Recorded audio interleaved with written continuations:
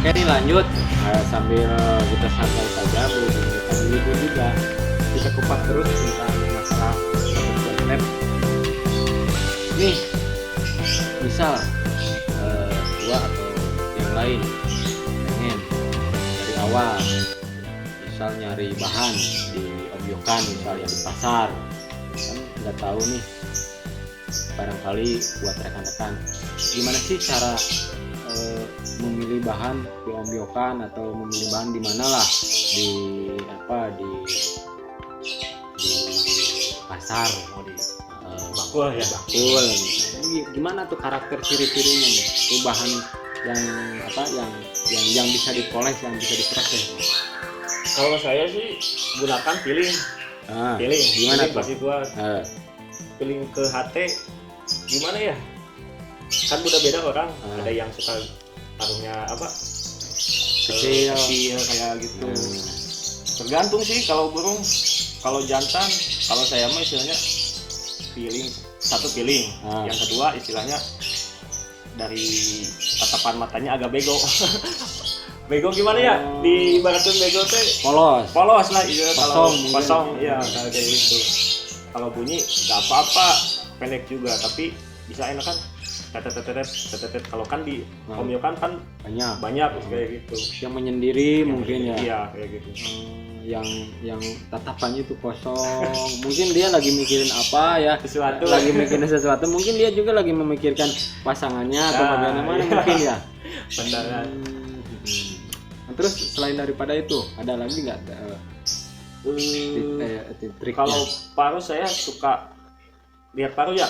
Kan ada yang besar, ada yang kecil. Kalau saya sukanya yang sedang. Iya. Badannya agak buncit. Panjang enggak, pendek enggak, sedang kayak gitu. Itu di postur ya. Iya, di postur. Misal di kaki atau di sayap atau di faktor yang lainnya enggak ada, kayak gitu doang. Berarti yang sering memisahkan diri dari koloninya mungkin ya.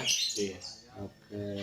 Nah setelah itu kan diproses menuju yang tadi yang dijejerin kayak gitu. Iya, disinggah dulu. Ya. Nah misal kalau udah nemu nih di Obyokan, tapi udah sama untulannya, gimana tuh? Apakah harus dibeli sama untulannya apa yang satu aja?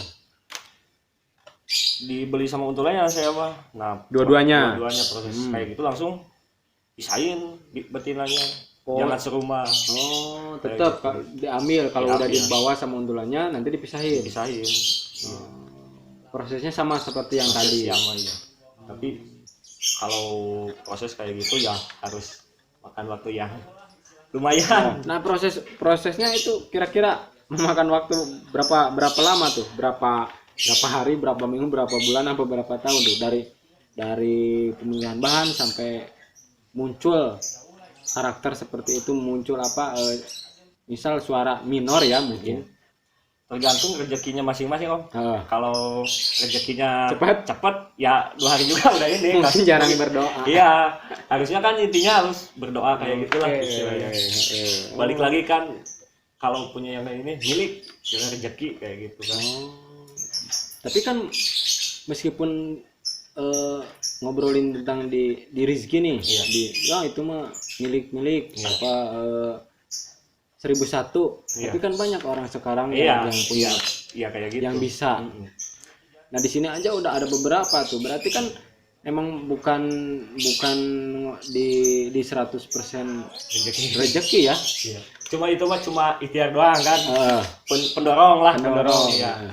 Tapi harus istilahnya konsisten aja. Konsisten. Pahami karakter burung ya kan. Kalau istilahnya kita memahami karakter burung kan, burung juga pasti ada belas kasihan kepada yang ngurusnya kayak gitu. Ya timbal baliknya Timbal ya. baliknya pasti ada. Oke, benar-benar. Oke. Nah mungkin ada tips tersendiri nggak dari Bang Usep buat rekan-rekan nih cara pemilihan bahan selain daripada itu?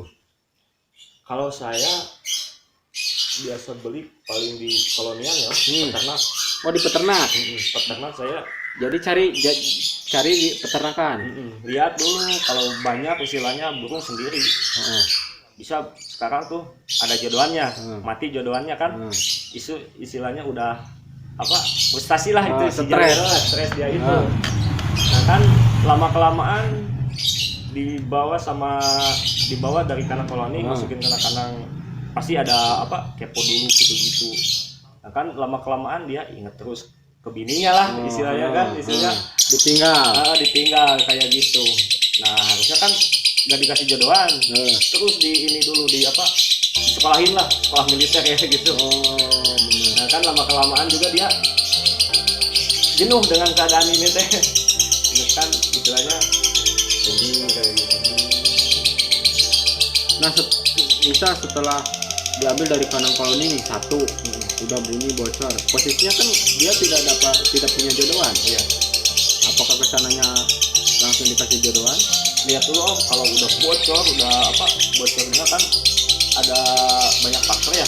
Bocor bisa ditaruh di bawah, udah bocor lah, udah masuk kategori konslet, barulah kita cari jodohan untuk meredam biar supaya gak bunyi terus. Dia maunya yang kayak bagaimana? Berarti alangkah enaknya itu ngambil bahan di kolonial, di peternak lebih enak, udah ketahuan jantannya kan kayak gitu. Udah enak, udah mapan dia. Udah mapan ya, dia kan kalau di peternak khusus dia buat breeding ya. Iya. Udah mapan tadinya apa? Tuh paradigma kan udah kalau di peternak udah kencang kayak gitu. Iya benar. Lihat bunyi terus.